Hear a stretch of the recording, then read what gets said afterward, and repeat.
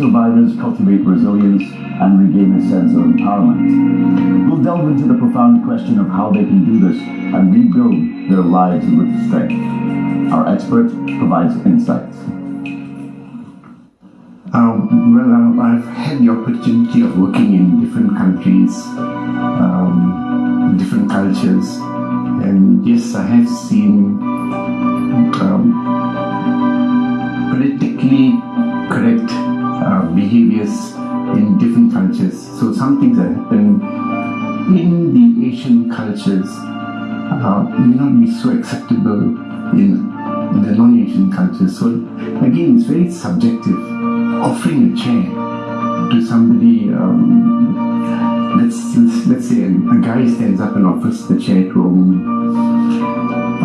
Well, I don't see any reason why the woman shouldn't get upset. Why are you giving me the chair? Am I incapable of standing? So you can even push it to that extreme. Personally, it has happened to me when I did offer the chair to somebody overseas. This person actually got a bit upset and said, "No, thank you." So that was a bit of harassment. In fact, I felt a bit harassed because I had done something wrong. Here in the Asian setting, I think we still aren't so aware of the boundaries that should be very clearly delineated about my space and my rights. Everyone who has experienced sexual harassment, or for the matter any form of trauma or harassment, does get better.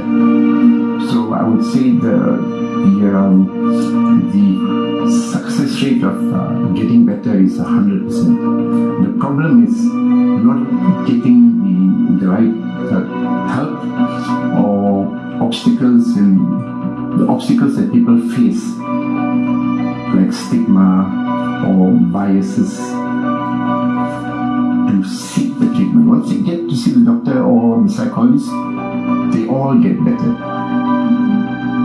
Again, awareness and destigmatizing. If I were a victim of sexual harassment, despite being in this field for more than 30 years, I would still say I would be slightly embarrassed to say I was a victim of sexual harassment. There you go. A person who helps people who have these kind of challenges. Me myself would say that I'm still, if I did have that problem, I'd still be a bit shy to talk about it. So there, it only goes to show how much work needs to be done with regards to educating people not to be embarrassed about it and to speak out, so that others can also speak up. When one person speaks out, the others will come out and also speak up.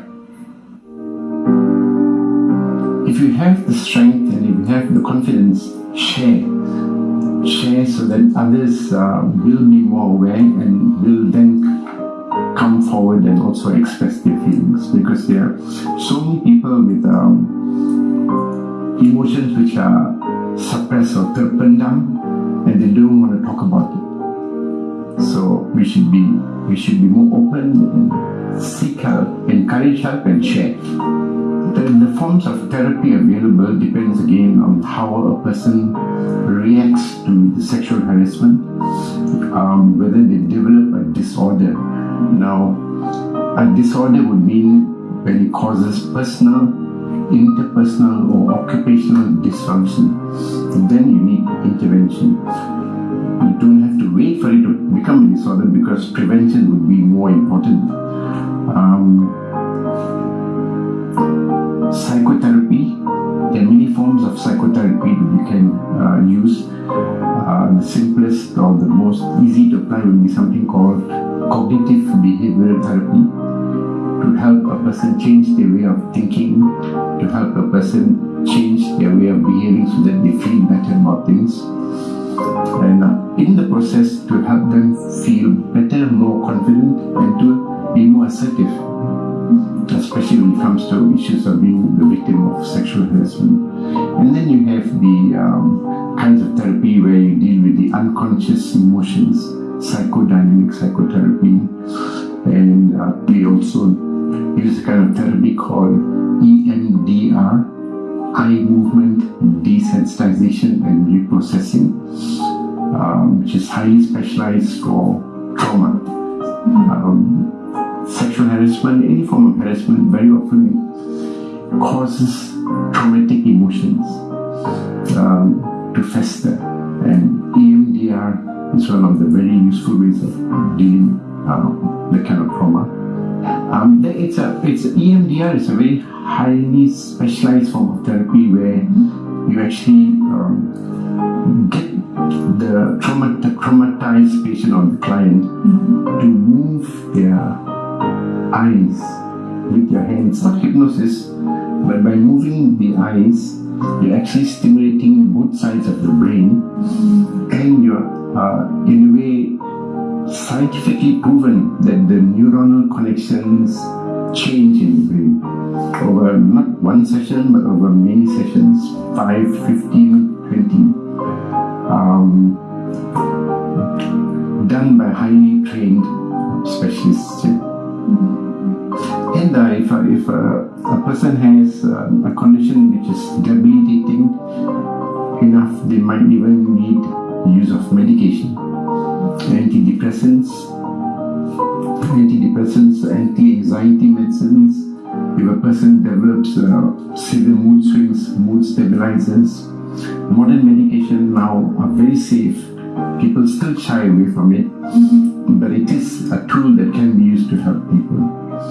Medication alone is not enough. Medication and therapy together is far more effective. About harassment, mainly what we're talking about, sexual harassment, that feeling of discomfort would be early signs, but not wanting to go to work, or not sleeping very well, losing motivation, unwarranted anxiety, poor concentration, again, loss of energy. All these are early signs of maybe one developing an anxiety disorder or a phobic reaction, avoidance, and also early signs of depression. So when you have any form of changes in your emotion, not feeling very up to what you were before, that would be early signs of coming forward to see a mental health care provider. To overcome the challenges posed by sexual harassment, we must acknowledge its presence and collectively work towards dismantling the barriers that persist. We've looked into the experiences of those who faced harassment. Plus, we've discussed how to support our community. This journey is more than just a testament. It's a tribute to the unyielding spirit of those overcoming challenges. As our episode concludes, remember, the path to recovery and reclaiming our mental health is just the beginning. In times of adversity, know you're not alone. There's support, healing, and there's definitely strength within you. Let's unite to challenge norms, break the silence, and forge a future where mental well-being takes center stage in our collective consciousness. Always remember to cultivate a beautiful mind that empowers a beautiful you.